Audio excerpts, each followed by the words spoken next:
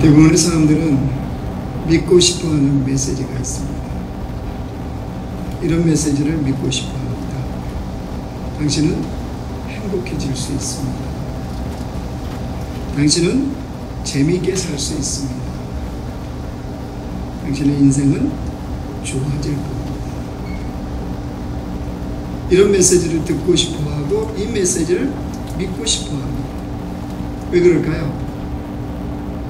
사람들은 행복하게 살고 싶어하는 간절한 바람이 있기 때문입니다. 그래서 사람들은 행복해질 거라고 믿는 것들을 소유하려고 합니다. 왜냐하면 그걸 가지면 행복해질 거라고 생각하기 때문입니다.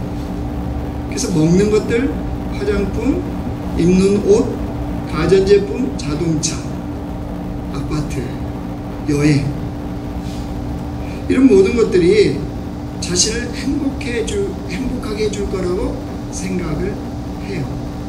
그래서 더 많이 소유하고 더 많이 소비하려는 이런 열심으로 살아갑니다. 그럼 인생을 이렇게 열심히 사시죠? 그렇게 열심히 산 만큼 그런 것들을 소유할 수 있잖아요. 소유하게 되어지면 그게 나를 행복하게 해줄 거라고 믿기 때문입니다. 근데 여기까지는 좋아요. 근데 현실적 불행은 여기에 있습니다. 그렇게 우리는 믿는데, 우리는 그렇게 생각하고 사는데, 우리 대부분의 수입은 내가 생각하는 그 행복을 구매할 만큼 넉넉하던가요? 매달 넉넉해요. 우리 현실적 불행이 여기에 있어요. 우리의 소유는 항상 내가 행복을 사기에 역부족해요. 늘 부족해요. 그러니까 그것만 가지면, 그것만 내가 소유할 수 있으면 지금보다 더 행복해질 거라고 생각하는데 이걸 못 갖게 되는 거죠. 그거에 대한 이제 안타까운 마음을 갖고 삽니다. 사람들이 부러워하는 사람들이 있어요. 안 그런 척 하면서 부모님으로부터 넉넉한 유산을 받은 사람 어떻습니까? 부럽습니까? 안 부럽습니까? 네, 말은 이제 안 부럽다고 얘기하는데 할렐루야 찬양대 아세요? 저희 부모님 저한테 100억을 주셨거든요. 어때요? 갑자기 배가 살짝 아파지려고 그러죠?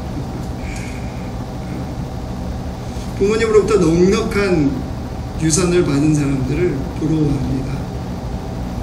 그리고 주식이든 부동산이든 좀 대박을 좀 났으면, 좀 대박이 났으면 하는 이런 생각. 어떤 분들은 벼락도 돈벼락이라면 맞아보고 싶다며요. 이런 마음이, 이런 말들이 예전에는 좀 사람들이 부끄러워하면서 얘기했습니다. 그죠? 근데 요즘은 뭐 부끄러워함도 없습니다. 근데 여러분, 그런 사회를 우리가 살고 있다는 것이 우리 아이들에게 그 영향이 고스란히 내려가요. 요즘 아이들이 미래 장래 그 희망 1순위, 자기 직업으로 희망 1순위가 뭔지 아세요? CEO나 연예인이랍니다. 그럼 애들이 이 회사 사장이라든가 또 연예인이 뭔지 알까요? 아니, 얘네들은 몰라요. 무슨 일을 하는 건지. 물론 연예인은 좀 알겠죠. 잘 몰라요. 근데 왜 이들이 이게 장래 희망 1순위냐? 돈을 많이 벌기 때문에. 돈을 많이 벌 수 있다고 생각하기 때문이라는 거죠. 그러니까 이 아이들이 왜 그렇게 됐겠어요? 우리가 어른들이, 부모들이 그렇게 살고 있다는 거죠. 소유가 마치 자신을 행복하게 해줄 것처럼 생각하니까 그 영향력이 고스란히 그들에게 미치는 거죠. 여러분, 이것이 우리가 지금 살아가고 있는 사회의 민낯이에요. 그런데 삶을 살다 보면 어떻습니까? 소유로 인하여 행복해질 거라고 생각하고 살다가 어느 순간 굉장한 공허감과 고통을 만날 때가 있습니다. 자기가 뭔가를 가진 것 같은데, 가졌다고 생각했는데 그때 오는 공허감, 고통이 분명히 찾아와요. 그런 사람들은 마음속에 그런 질문이 생겨요. 내가 지금 뭐하고 있나? 그럼 공부도 열심히 하다가 어느 순간에 내가 지금 뭘 위해서 공부하지? 뭐 이런 생각이 들 때 있잖아요. 가정을 세우고 가정의 행복을 위해서라고 그러지만 열심히 밖에서 뛰고 살다가 어느 순간 내가 지금 뭐하고 있지? 이런 생각이 들 때가 있습니다.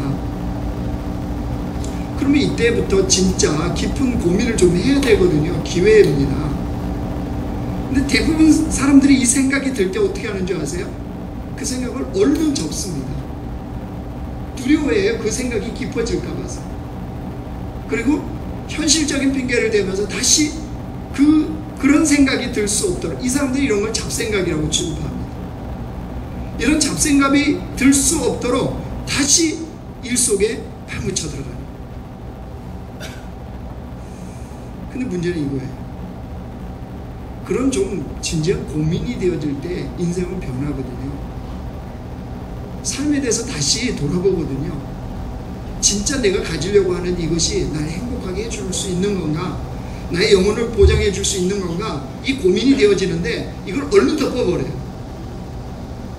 덮어버리니까 인생의 변화가 없어요. 삶의 변화는 항상 뒤로 밀려요. 그리고 누군가 은혜 받았대더라, 누군가 인생이 변화되었대더라, 누군가 하나님 앞에서 온전하게 산대더라, 늘 남의 이야기. 그죠? 성경의 이야기는 늘 다른 사람의 이야기. 그 진리가 내게 적용되지 않는 그런 진리로 바라보고 살아가는 이런 안타까움이 우리의 삶에 펼쳐지죠. 그런 삶을 살게 되면 무엇을 잃어버리고 살아가는 것일까요? 도대체 뭘 잃어버리는 삶을 지금 사는 것일까요? 여러분, 오늘 본문의 삭개오라는 사람을 통해서 우리가 도대체 무엇을 그러면 해야 되는가, 어떤 삶을 우리가 추구해야 되는가를 다시 오늘 진리의 말씀에 비추어서 우리 자신을 보기로 합니다. 여리고에 사는 삭개오라는 사람이 있습니다. 이 사람을 성경은 이렇게 소개합니다. 2절 말씀 보세요. 삭개오라 이름하는 자가 있으니 세리장이요 또한 부자라. 삭개오를 설명하는, 삭개오를 수식하는 그 단어가 뭡니까? 그는 세리장이고 부자였다고 말합니다. 자, 질문을 한번 해보죠, 여러분. 여러분, 이 본문을 갖고 한번 질문해 보십시오. 삭개오는 어떻게 이런 사람이 되었을까요? 삭개오 그러면 지금 세리장, 부자 이렇게 설명하는데 삭개오는 왜 세리장이 되었고 왜 부자가 되었을까요? 왜일까요? 삭개오도 아마 생각했을 겁니다. 우리처럼. 어떻게 하면 인생을 행복하게 살 수 있을까? 어떻게 하면 인생이 더 재밌을까? 어떻게 하면 인생이 성공하는 자리에 설 수 있을까? 아마 이런 생각을 했을 겁니다. 그러다 삭개오가 자기 인생에서 자기가 할 수 있는 걸 가만히 봤더니 세리예요, 세리. 그래서 그거를 선택을 했고, 그 세리를 통해서 자신이 원하는 성공을 이루려고 하는 이 마음을 갖고 삭개오가 살았던 거죠. 그래서 세리장이 됐고 부자가 된 거예요. 시대적 배경을 알면 삭개오가 이걸 선택했던 그 이유를 알게 되었죠. 자, 이 시대는 지금 로마가 통치를 하고 있습니다. 로마가 통치하고 있을 때 지배되는 나라들은, 속국이 되는 나라들은 세금을 바쳐야 되는 거예요. 근데 로마가 어떤 정책을 썼냐 그러면요, 그 국민들이 내야 되는 세금에 대해서 세리를 세워서 세리들이 먼저 로마 정부에 선납을 했어요, 세금을. 그래서 예를 들어서 이 세리 한 명에게 100명의 세금을 거둘 수 있는, 징수할 수 있는 권한을 주면 이 사람은 그 법칙에 의해서 100명분을 먼저 내는 거예요. 누구에게? 로마 정부에. 그리고 세리들은 이제 그 100명에게 세금을 받는 거예요. 그러면 거둘 때, 징수할 때 법이 있겠어요, 없겠어요? 법이 있지 않겠어요? 법이 있죠. 근데 여러분들이 세리라면 법이 있지만 내가 먼저 선납했으니까 더 받고 싶겠습니까? 깎아서 덜 받겠습니까? 말해서 필요 없습니까? 여러분, 인간의 욕심 아시죠? 결코 세리들은 정해진 규정만큼의 세금을 징수하지 않았습니다. 자신들의 탐욕의 배를 채우기 위해서 훨씬 더 많은 세금을 백성들에게 부과를 했습니다. 아니요, 강탈을 했습니다. 그러니까 백성들이 세리를 좋아할 리가 없어요. 싫어해요. 나라를 팔아먹는 매국노라 취급했어요.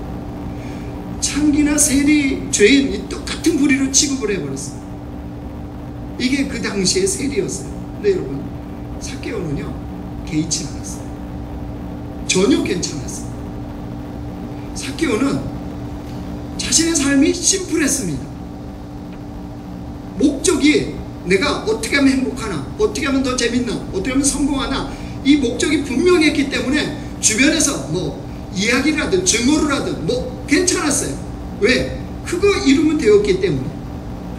그 일이 내가 원하는 성공을 이루어질 건가 말 건가, 요것만 따지지 주변에서 나를 뭐 멸시하고 증오하고 이거 전혀 신경 쓰지 않았어요. 삭개오는 앞만 보고 달려가는 거예요.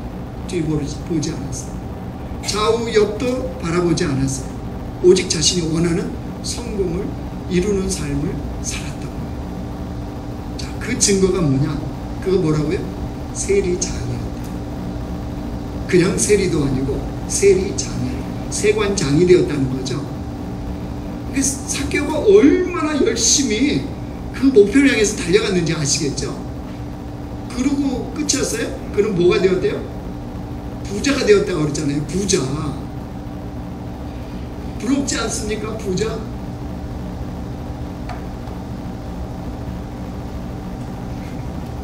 할렐루야 자매들은 저를 보세요. 밑에서는 아무것도 안 나와요. 선한 것은 다 위를 보는 거예요. 위의 것을 찾으라. 저하고 눈을 아이 컨택을 하셔야죠. 제가 여러분의 눈을 보면서 설교하려고 얼마나 어젯밤에 이거를 온몸을 다 애우고 생각을 하셔야죠. 머리가 왜 하얗게 됐겠어요? 돌아가지도 않는 머리에. 부자까지 되었다는 건 뭘 증명하는 겁니까? 그가 그랬다는 거예요. 그렇게 열심히 인생을 앞뒤 바라보지 않고 열심히 달려갔다는 거예요. 자, 그래서 자기가 원하는 세리장도 되었고 부자가 되었습니다. 문제는 이거예요. 자기가 원하는 성공을 이루었거든요. 부자가 됐거든요. 높은 자리에 올랐거든요. 근데 문제는 이거예요. 부자인데 하나도 안 행복합니다. 세리장이 되었는데 하나도 그 마음에 만족감이 없다. 자기는 될 줄 알았거든요. 세리장 정도 오르고 부자가 되면 인생의 참 만족, 행복이 자연스럽게 보장되고 내가 그것을 누리는 삶이 될 거라고 생각했는데 시간이 지나면 지날수록 더 공허한 거예요. 죽고 싶을 만큼 회의감이 드는 거예요. 나는 뭐하고 살아? 내 인생은 뭐지? 이런 생각이 삭개오에게 매일매일 불현듯이 그 생각을 사로잡아요. 삭개오가 진짜 그랬다는 걸 뭘로 알 수 있어요? 3절 합니다. 3절 같이 읽어요. 시작. 그가 예수께서 어떠한 사람인가 하여 보고자 하되 키가 작고 사람이 많아 할 수 없어. 여리고에 들어오시는 예수님을 보고자 한 거죠. 그냥 이렇게 보면은 삭개오가 뭐 다른 사람들도 예수님에 대해서 보고 싶어 했으니까 그 사람 중에 한 사람이겠네 라고 취급할 수 있지만, 그러면 삭개오가 예수님을 보고자 하는 이 마음을 알게 되어지면 그 마음속에 그 갈망, 그게 있었다는 걸 알게 되어져요. 여러분, 여기서 보고자 하되 할든 이 보고자라는 이 단어 있죠. 이게 헬라어에서 오늘을 봤더니 에제테이라는 헬라어 단어를 쓰는데 이거는 그냥 보는 거 아니에요. 여러분 주일 나가서 여러분 성도 간에 같이 가운데 이렇게 보는 그런 정도 수준이 아니에요. 이 에제테이라는 단어는 헬라어는 어느 때 쓰는 거냐면요, 평생에 걸쳐 집요하게 찾다. 자기가 죽을 만큼 힘들기 때문에 그걸 해결해 줄, 그 갈망을 채워줄 것을 찾을 때 이 에제테이라는 단어를 써요. 그러니까 그냥 예수님을 보려고 나간 게 아니에요. 삭개오는 죽을 만큼 힘든, 이렇게 회의감이 드는, 나는 지금 뭐 하고 사는 거지? 라고 하는 이 질문에 대한 답을 주실 분이 저분이 아니실까? 그 갈망의 에디테이가 바로 삭개오가 예수님을 보고자 하는 거예요. 왜요? 부자가 되었는데, 세리장이 되었는데 하나도 안 행복하거든. 죽을 만큼 회의감이 들고. 그래서 예수님을 찾아 나섭니다. 그런 삭개오 안에 이 갈망이, 이 목마름이 얼마나 강렬했는지는 그가 예수님을 찾아 나가는 발걸음, 그의 행동을 보면 알아요. 4절 말씀 보실래요? 앞으로 달려가서 보기 위하여 돌무화과 나무에 올라가니 이는 예수께서 그리로 지나가시게 되밀어라. 그냥 걸어가서 예수님을 봤대요? 달려갔다고 그랬죠? 달려가도 삭개오는 키가 작고 사람이 군중이 워낙 많이 모였으니까 예수님을 볼 수가 없었대요. 그래서 어떻게 했어요? 보통 같으면 포기하겠죠. 그냥 소리만 듣겠죠. 삭개오는 뭐 했다고 그랬어요? 돌무화과 나무에 올라갔다고 그랬죠. 이건 뭐죠? 깊이고 보겠다는 거죠. 깊이고 만나겠다는 거죠. 자, 그러면 삭개오는 왜 이런 삶을 그동안 살았을까요?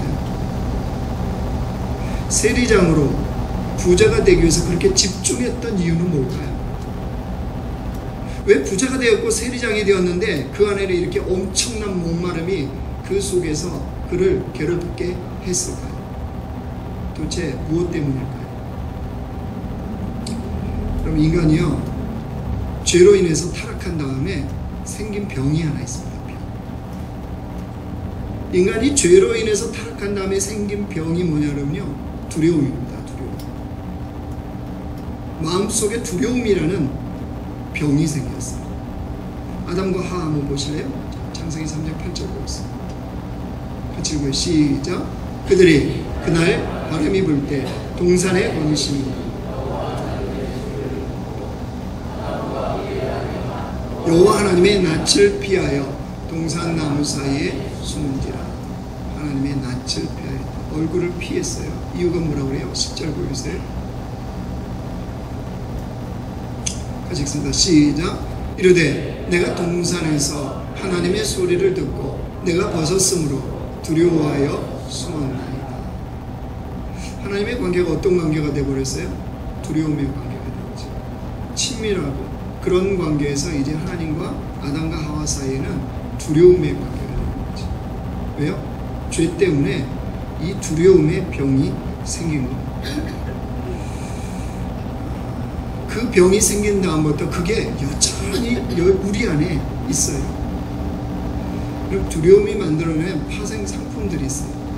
이게 뭐냐면요, 불안, 초조, 염려, 걱정, 도피, 실패하지 않으려는 안간 힘, 그 다음에 성공에 대한 집착. 여러분, 이 모든 것은 두려움이 만들어낸 파생 상품이에요. 그러니까 그런 삶을 쫓아가니까 늘 피곤합니다. 뭔가 이루어놓은 것 같은데 회의감이 들어요.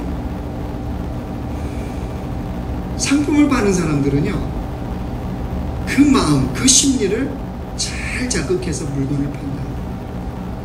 소위 말하는 두려움 마케팅이에요. 두려움 마케팅. 그러면 이게 얼마나 사람들 사이에 이게 많은 이용을 하는 줄 아십니까? 예를 들어서 여러분이 사업을 하셔야 되는 건지 아닌 건지를 지금 당장 제가 테스트해서 알려드릴게요. 여러분의 이 상품이 여러분이 만드셨어요. 어떻게 파시나요?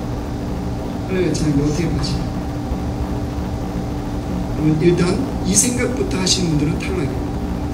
이 상품의 장점과 이 상품의 좋은 점과 이 상품이 얼마나 참 특별한 것인지를 설명하려고 하시는 분들은 탈락. 사업하지 마세요. 망합니다. 그런데 우리 여러분 대부분은 지금 저 보니까 3분의 2는 그렇게 생각하고 있어요. 또 보면 지능으로 만들었고 유약을 입혔기 때문에 뭐 안전하고 던져도 깨지지 않고 숨을 쉬고 이런 생각이 막 드시는 분들은 탈락. 내가 딱 보는 순간 사람들 마음속에 안 사면 안 되도록 하는 두려움을 심고자 하는 마음이 딱 드시는 분들은 살아봤어요. 자, 알려드릴게요. 보십시오. 어떻게 사람들이 여러분에게 물건을 파는지. 여러분 요즘 대부분 물건 살 때 어디서 삽니까? 오프라인 매장 가서 안 사죠. 그죠? 아무리 유니클로 뭐 해도 어디서 다 산다고요? 그죠? 다 알아요. 요즘은 매장 가서 사는 사람 별로 없어요. 다 홈쇼핑이나 무슨 뭐 온라인 상에서 이렇게 여러분 다 사시잖아요. 사는데 그 팔 때 이 사람들이 뭐 어떻게 파는지 아세요? 한번 생각해보세요. 그 상품 살 때 내가 꼭 필요해서 정말 이번에 이게 없었으면 안 돼서 사는 상품도 있지요. 있어요. 그런데 예를 들어서 여러분 그 상품이 이런 컵이 나왔어요. 여러분 집에 컵 있나요? 없나요? 아이고 쌓인 게 컵이잖아요. 기념품 이런 거 하면. 근데 이 컵을 또 사더라는 거예요. 왜 사셨나요? 왜 샀죠? 컵이라니까 실감이 안 돼요. 여자분들 옷 왜 사셨어요? 네? 아무리 싸게 팔아도 왜 사셨어요? 입을 옷이 없나요? 있잖아요. 두려운 마케팅이라는 게 지금 내가 저걸 안 사면 나만 손해볼 것 같은 두려움. 들죠?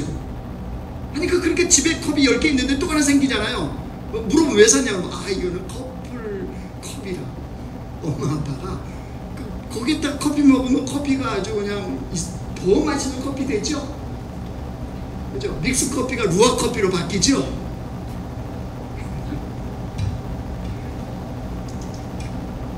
그런데다가 옛날 홈쇼핑 같은 거 보면 마감 5분 전 어때요? 심장이 같이 뛰죠? 시계가 3분 몇 초 마감 심장이 같이 뛰어서 빨리 내가 그 전화번호로 눌러갖고 사지 않으면 이게 안 될 것 같아. 이 두려움이 막 그죠? 그렇게 산 사람들 많잖아요. 이게 두려움 마케팅이라는 효과예요. 근데 사람들이 정말 이걸로 거의 대부분이 삽니다. 집에 없어서 사는 게 아니에요. 근데 이런 두려움이요 거기에만 작용하는 게 아니에요. 학부모님들 애들 학원에 왜 보내세요? 가끔 가다 저는 엘리베이터에서 애들 만나요. 초등학생들도 요즘 만나요. 청소년들은 무서워서 말을 못 걸고요. 그래서 표정부터 무서워 같이 타도. 근데 초등학생 애들은 말 걸어볼 만해요. 아직은 조금 순진해요. 그러면 물어봐요. 학원 요즘 몇 개 다니니? 그러면 4개, 5개 다닌대요. 세상에. 방학했는데 4, 5개면 도대체 애가 방학애가 아니에요. 방학이 싫은 거예요, 애들은. 그죠? 그래서 제가 강력히 주장하는 바가 하나 있어요. 저를 만약 대통령 시켜주면 저는 법을 바꿀 겁니다. 학원은 반드시 부모님과 같이 다녀야 된다. 부모님도 공부시켜야 돼. 4, 5개 해보세요, 하루에. 직장 갔다 오고 나서 밤에 학원 가시고 새벽까지 학원 다니시고. 자, 뭘 얘기하려고 그래요? 왜 그렇게 학원 보내죠, 아이들을? 왜 그렇게 뺑뺑이 돌리시나요? 두렵거든요. 부모가 두려워서요. 아니 아이들이 공부하겠다 밀어달라 그럼 그게 당연하죠. 그거는. 근데 부모 마음이 지금 안 보내면 뭐예요? 내가 두려운 거예요. 지금 안 보내면 안 될 거 아닌가? 혹시 이런 두려움 때문에 아이들을 이렇게 학원에 내몰잖아요. 순전히 부모 안에 있는 두려움. 삭개오는 어땠을까요? 삭개오도 그 두려움 때문에 세리장이 되고 부자가 되었다고. 그 두려움을 극복할 수가 없었다고. 그래서 인생을 그렇게 열심히 달렸다고. 그런데 그게 해결 방법이었어요? 아니죠. 여러분 그거 가지고는요 죄로 인해서 타락한 다음에 생긴 우리 안에 이 두려움이라는 병을 절대 해결할 수가 없어요. 그게 이제 병이 표출되면 주변 사람들이 힘든 거예요. 그럼 삭개오는 어떻게 해결했나요? 5절 말씀해 주십시오. 예수께서 그곳에 이르사 쳐다보시고 이르시되 삭개오야 속히 내려오라. 내가 오늘 내 집에 유하여야겠다 하시니. 여러분, 예수님과 삭개오는 여기서 처음 만난 겁니까? 이미 만난 사이입니까? 처음 만난 거죠. 예수님은 어떻게 삭개오를 아시나요? 돌무화과 나무 위에 삭개오만 올라가 있었겠습니까? 다른 사람도 있었겠습니까? 다른 사람도 있습니다. 그냥 이거를 생각하시면 안 되고, 무화과 나무는요 열매를 보통 3번, 4번 맺는다고 그래요. 예수님이 왜 무화과 열매 보고 저주하는 장면 나오죠? 그때는 일반적으로 맺지는 그냥 상품할 수 없는 열매가 맺을 때라는 거예요. 그런 것들은 그냥 그 무화과 나무 주인이 그냥 내버려 둬요. 그리고 진짜 제대로 열매 맺을 때는 왜 붓 같은 걸로 이렇게 꽃을 이렇게 해주는 거 아시죠? 열매가 잘 맺을 수 있도록. 이 작업을 특별히 그 무화과 키울 때는 한답니다. 근데 이 시즌이 어느 때냐? 그때인 거예요. 그러니까 돌무화과 나무에 그 작업하는 사람들도 있었어요. 그러니까 삭개오도 자연스럽게 올라가. 여러분, 나무가 있는데 아무도 안 올라갔는데 삭개오 혼자 올라갔다. 얼마나 애들 말로 쪽팔리겠습니까? 절대 안 올라가죠. 안 그래요? 그러니까 자연스럽게 삭개오가 올라갈 수 있었던 것은 그 당시에 그 작업을 하고 있는 시즌이었기 때문에 전혀 이상하지 않았다는 거예요. 그런데 예수님은 삭개오를 보시고 바로 뭐라고 그랬어요? 삭개오야, 속히 내려오라. 왜요? 창세전부터 알고 있었던 삭개오이기 때문에. 누가요? 주님이.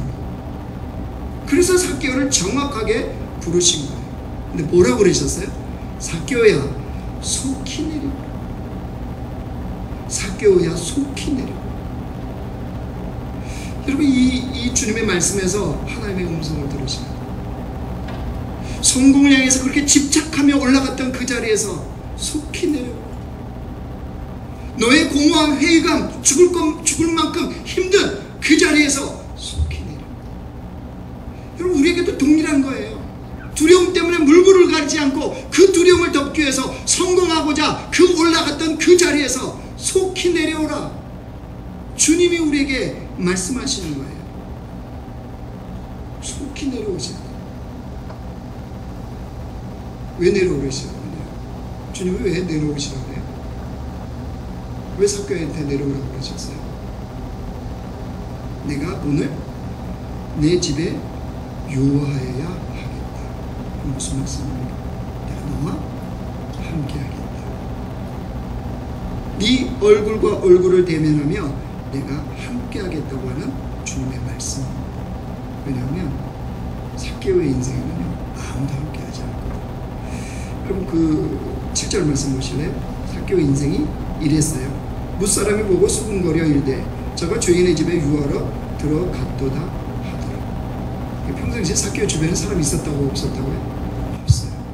매국노로 취급하는데 누가, 그 당시에 세리나 세리장들은 다요 없어요. 주변에 사람.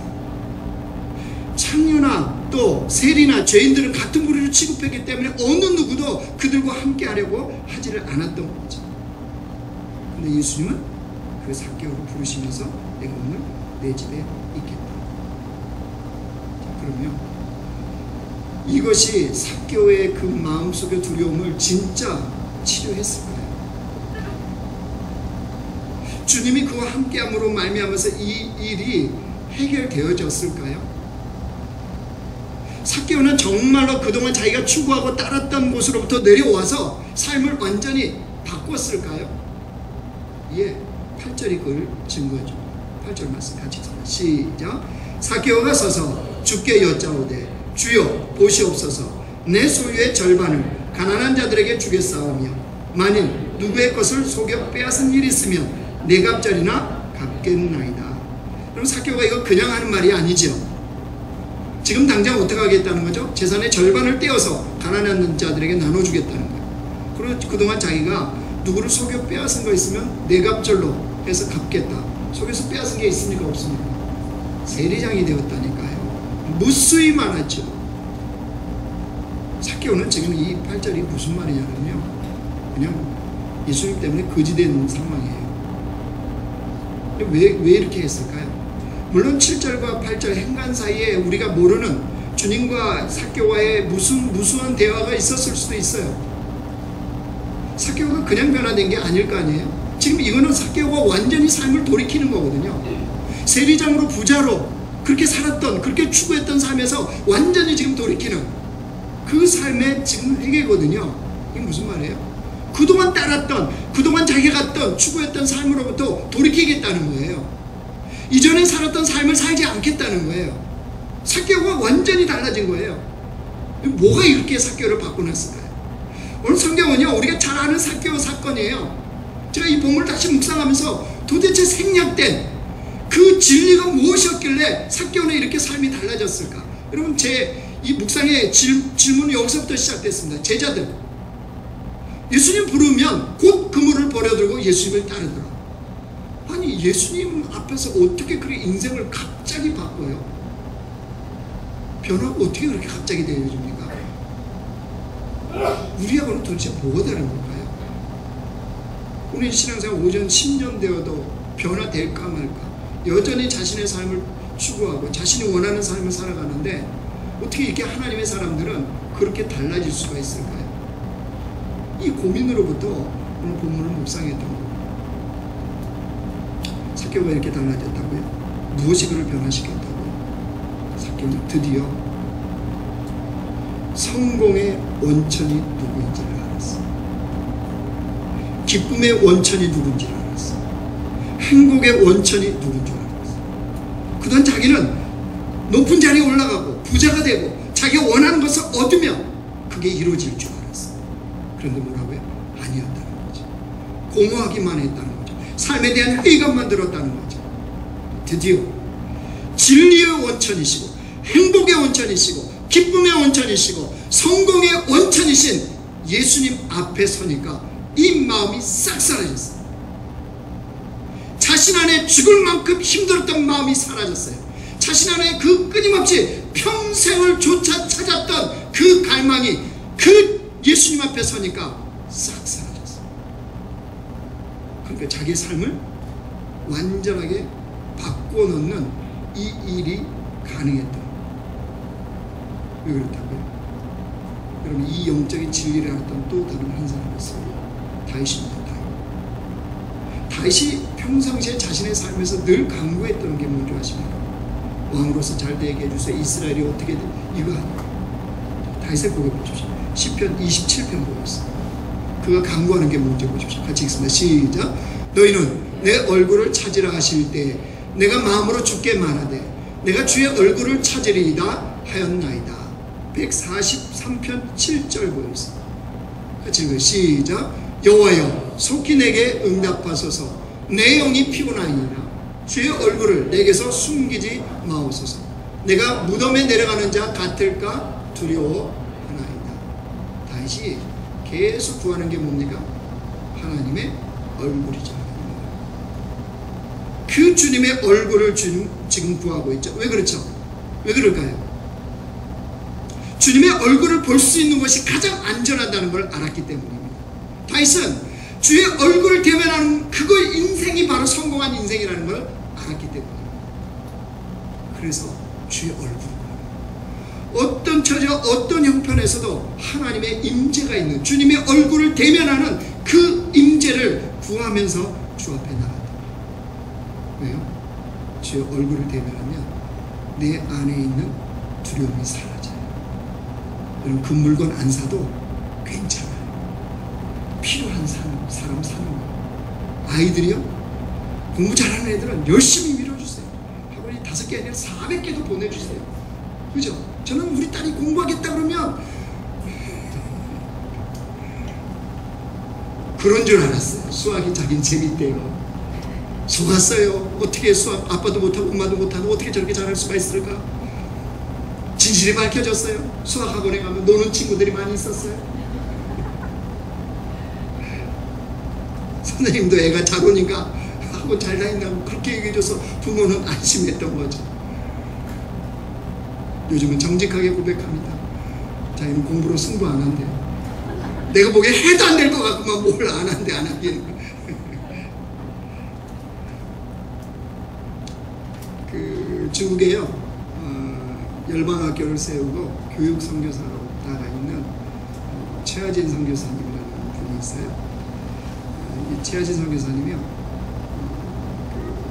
어렸을 때부터 아빠가 굉장히 무서웠다고. 워낙 성격이 내성적이다 보니까 그렇잖아요. 내성적인 사람들 뭐 시키면 잘 수줍어하고 못하잖아요. 그럼 그런 데를 인정해 줬으면 됐는데 아빠가 이 아이가 그렇게 수줍어할 때마다 굉장히 못마땅하게 여겼다.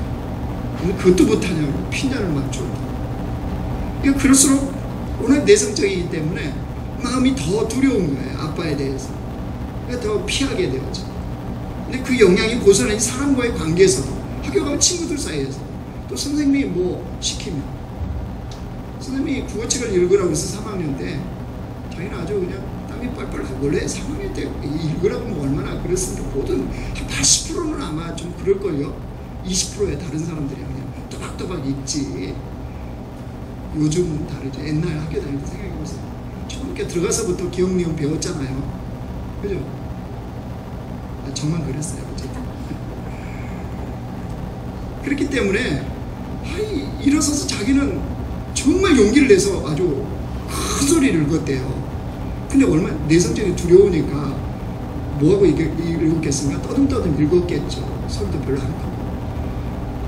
못된 선생님이 좀 격려를 해주든지 그러지, 매로 갖고 머리를 팍 때리면 그것도 못하고. 그리고 뭘 보면 아버지에서 들었던 그걸 또 선생님한테 또 들은 거죠. 또 주눅이 든 거예요. 대인 기피증처럼 사람들을 이렇게 두려워하게 됐대요. 그러다 보니까 밖에 나가서 사람들 어울려서 놀 수도 있는 것도 아니고 모두 뭐 할 수 있는 것도 아니니까 자연스럽게 자기가 이제 할 수 있는 거 봤더니 공부밖에 없더래요. 공부는 이런 사람들을 시키는 거예요. 여행 가기 좋고 놀기 좋으신 분들 아니에요. 그렇죠? 특별한 머리를 주지 않으셨습니다. 그래서 공부밖에 할 게 없더래요. 그래서 공부만 했대요. 이 20대 때 그 카이스트 화학공학 박사가 됐어요, 이 사람이.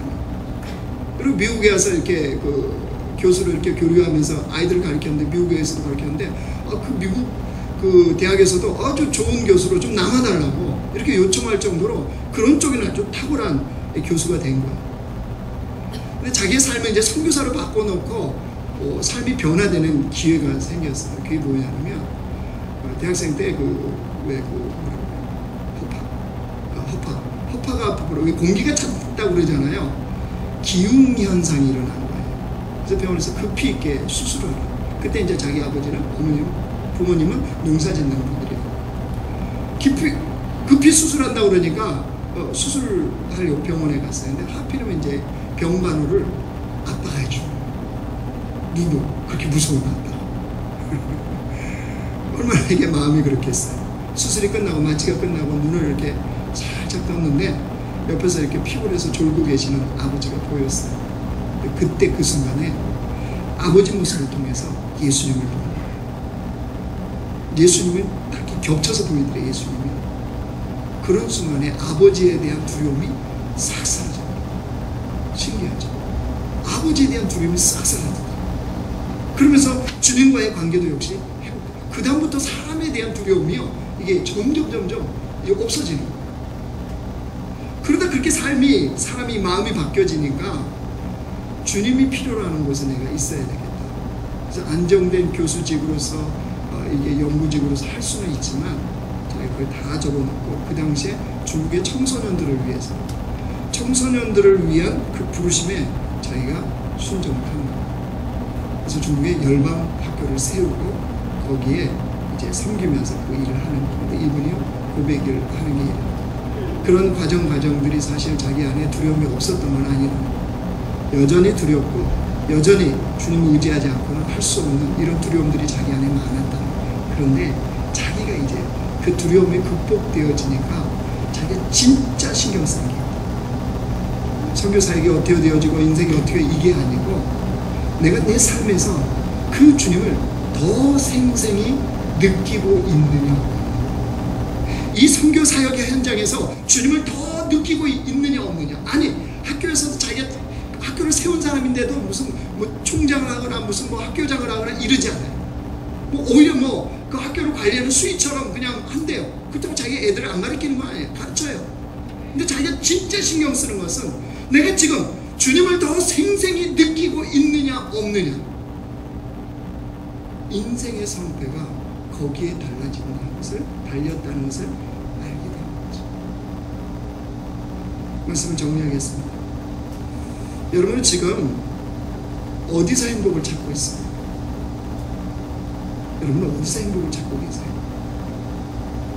행복하기 위해서 지금 올라간 그 자리는 어디입니까? 혹시 주님이 거기서 지금 속히 내려오라고 여러분에게 말씀하지는 않습니다. 내가 달려가고 추구할수록 공허하고 내 안에 목마름이 생기는 그 자리에서 내려오라고 말씀하지 않습니까? 뭐 하려고? 주님의 얼굴을 대면, 주님의 얼굴을 대면하는 그 자리로 부르지 않습니까? 그러면 이 부르심이 들리시면 주님의 얼굴을 보는 자리에 서시라. 가정에서도 직장에서도 여러분의 삶의 문제 그 자리에서도 우리에게 가장 중요한 것은 주님의 얼굴을 보는 것. 그러면 두렵지 않습니다. 고난도 고통도 문제도 내가 이겨낼 수 없을 것 같은 그 어떤 문제도 내가 주의 얼굴을 보고 있다, 그 주님을 생생히 내가 느끼고 있다면 두렵지 않아요. 그런 인생이 참된 행복, 참된 성공을 이루는 그런 인생이 되어지기 때문에 영적 고해는 바로 그런 삶을 사는 자들. 한 주간도 우리의 삶이 그런 현장이 되기를 주님의 이름으로 축원합니다.